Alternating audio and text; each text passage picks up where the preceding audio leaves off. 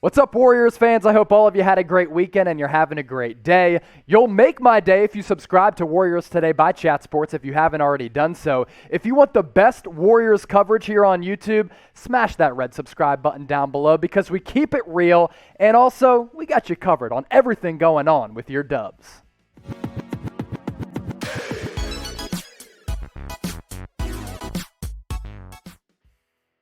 Happy Monday. Welcome into Golden State Warriors Today by Chat Sports. I am your host, Chase Sr. Hit me up on Twitter and Instagram at Chase_Senior. It's the same handle on both. Coming up on today's show, James Wiseman, Jonathan Kuminga, Moses Moody. Are they all safe and not going to get traded? Let's explore it. So here on the channel, we've talked plenty about some Warriors trade rumors hovering around some big-name superstars across the NBA, to the likes of Ben Simmons, Bradley Beal, Damian Lillard, because there have been numerous reports out there about the Warriors' interest in all three of these players because all three of them fit nicely onto the roster for a variety of different reasons. And as far as the Warriors trade assets, who the Dubs would have to give up to bring in the likes of a Beal or a Bradley Beal, maybe even a Ben Simmons, the Warriors would have to part ways with a package that would include any combination of these names: James Wiseman, Andrew Wiggins, and at the time, picks number 7 and 14 in the NBA draft lottery, which ended up being Jonathan Kuminga and Moses Moody. You see the points per game there for Wiseman and Wiggins. Those are the figures and numbers from the 2020-2021 season. And then for Kuminga and Moody, fresh out the gate, right after getting drafted by the Warriors in the NBA draft, Kuminga went on to average 17.5 points per game in the Summer League, and Moody was just north of 16 points per game. But can we put to bed any conversation about Wiseman, Wiggins, Kuminga, Moody being included in a deal? According to The Athletic's Anthony Slater, it looks as though we can put those trade rumors to rest, at least for now. He said this because he spoke with Joe Lacob, the Warriors owner. Lacob envisions Wiseman and Kuminga as supplementary, cheaper rotation pieces around an expensive core during their first NBA contract and the franchise's superstar successors by the time they hit their second NBA contracts, ushering in the Warriors' next era. Lacob has called Kuminga and Wiseman and Jordan Poole and Moses Moody, for that matter, the organization's bridge to the future. And he doesn't seem intent on burning it, even for a mid-tier superstar like Simmons, who immediately upgrades the team, but is already on his second contract, a max contract, and comes attached to legit questions about his game as well as his fit. Now, going into the NBA draft, I had let my feelings be known about the Warriors draft plans. I thought it was smart. I thought it was the best move for Bob Myers, Joe Lacob, Steve Kerr, and the rest of this organization to draft players who are ready to play in the immediacy of the moment. Why? Because you have Steph Curry coming off a near MVP campaign, who's still playing at an elite level. I easily think he's a top 3 player in the league, and after the All-Star break last year, I thought he was the most valuable player. Klay Thompson is coming off the torn ACL and the torn Achilles. Draymond Green, still an all-league caliber defender. So the window for the Warriors to win is right now in this present moment. So I didn't think it made a lot of sense to draft developmental pieces who weren't going to be able to contribute and play from day one. But after I saw Jonathan Kuminga and Moses Moody ball out in the NBA Summer League, my opinions on those players changed because both of those guys are more ready than I thought.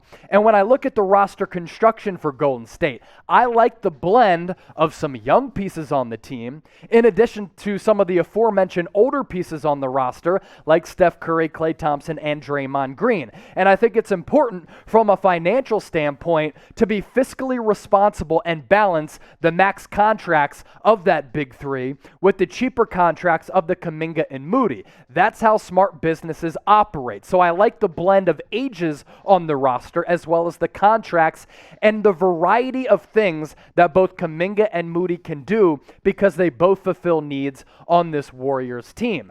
This can always obviously change during the season. As of right now, I like the roster construction. I like what Kuminga and Moody can bring to the table as rookies. I think they can contribute right away, and we'll dive deeper into their respective games coming up. But this can all change during the year if the Warriors, who have championship aspirations going into this upcoming season, struggle out of the gate, Steph, Klay, Draymond, Kerr, Bob Myers, they eventually realize, shoot, we need some veteran pieces in here. We need another superstar. God forbid Klay Thompson gets hurt. Maybe they want to trade some of those young pieces away for a Bradley Beal if the Wizards have a disastrous start to the season. So things can always change. But as of right now, I think the Warriors are going to stand firm with the young ballers on this team.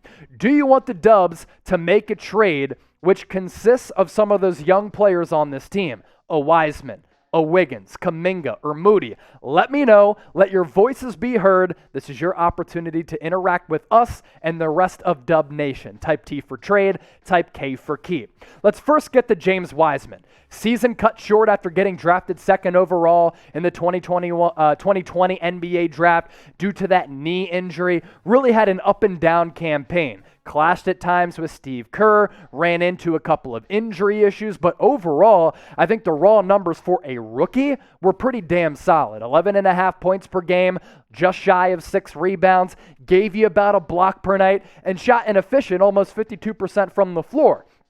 The hope for the Warriors organization, the hope for Dubs fans out there is that maybe Wiseman can take a massive jump from his freshman campaign to his sophomore season, to the likes of what DeAndre Ayton did this past year going into what I believe was year 3. If Wiseman can take an Ayton jump on both ends of the floor, this guy can be a very, very good player, but the addition that brings to the Warriors in 2021, 2022 could be straight up massive.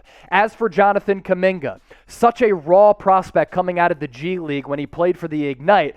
To start his G League stint, a lot of people thought, man, Kuminga, he can do it all. He can be the top player in the 2021 NBA draft class. But then his play kind of fell off a cliff. What can he do right now? He can be an elite defensive player. He can knock down an occasional three-point shot. He can guard multiple positions and be a uber athletic stretch big man. His summer league numbers were very, very good. 17.5 points per game, 5.5 rebounds. What he has to work on, and this was a problem at the G League level, it's his efficiency shooting the basketball. So while the highlight play real plays were there for Kuminga, throwing down dunks, coming through with steals, and slamming it down in transition, blocking shots, hitting a couple of threes, has to be a more efficient and consistent shooter from all across the floor, especially from long range, for him to be effective.